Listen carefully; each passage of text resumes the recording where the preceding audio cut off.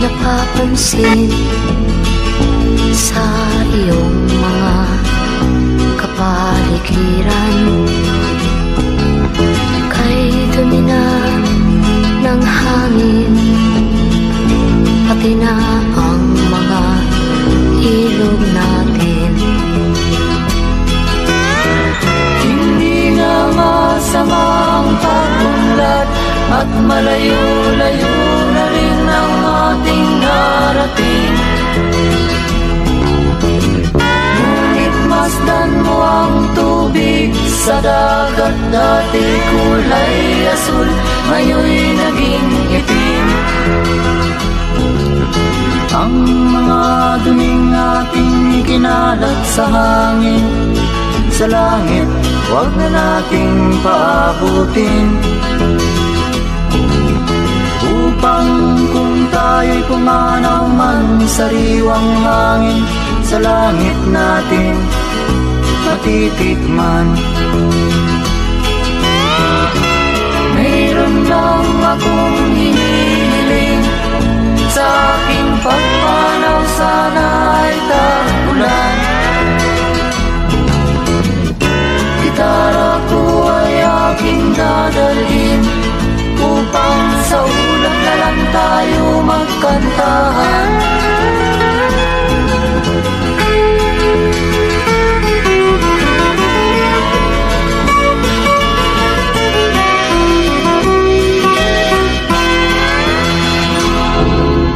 Ang mga batang ngayon lang isinilang, may hangin pa kayang matitikman.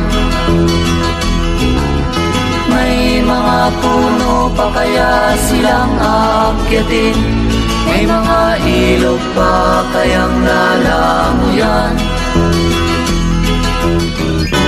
Bakit di natin pag-isipan ang nangyayari sa ating kapaligiran? Hindi nga masama ang pag-unlad, kung hindi nakakasira ng kalikasan. Darating ang panahon, mga ibong dala ay wala nang madadapuan. Masdan mo ang mga punong dati ay kay tatag, ngayon'y namamatay dahil sa ating kalokohan. Lahat ng bagay na narito sa lupa, biyayang galing sa Diyos kahit nung ika'y wala pa. Ingatan natin at huwag nang sirain pa, pagkat pag kanyang linawi tayo'y mawawala na.